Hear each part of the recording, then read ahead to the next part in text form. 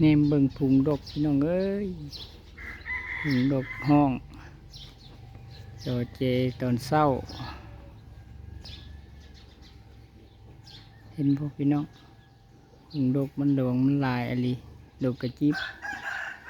ดกกระจาบดกกระจิบบ้านเฮาเอิ้นนี่เห็นตัวมันบินบ่พุงดกห้องจอเจตอนเศร้า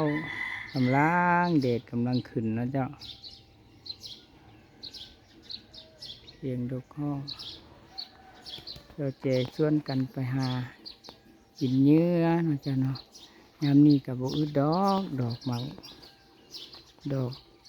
ยางบูงดอกพิซางกับบ่อึดบ่อยากเนาะเจ้าแต่ว่านี่ดกกระจิบดกกระจาบนี่มันก็ต้องเลาะตามเล่าตามแค่เนาะบ้านเฮามันมีเล่าเด้มีเหล้ามีเข่านี่เจ้ามีลุ่งเข่านะมันก็เลยดูทางหาเลาะกินแถวบ้านนะเจ้ามันเป็นดกบ้านนะนี่บางครั้งมันก็ลงมากินน้ำไก่เข้าเปลี่ยนเข้าเปลี่ยนเข้าไปไก่น้อยก็มันก็มากินน้ำไก่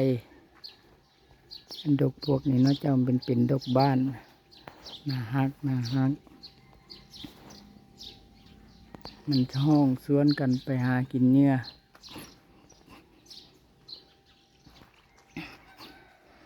นี่มันพิงแดดนะเจ้าดอกพิงแดดนี่อยู่น้ำกันหาเฮาหาเบ้นไปแล้ววีหัวมันแม่นคนเนาะลูกจีบดกจับ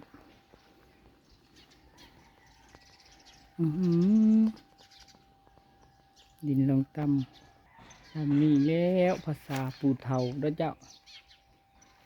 เลาะเรียบหลังบ้านหลังเฮือนมวนน้ำดก มวนน้ำดกน้ำไก่ว่าสั้น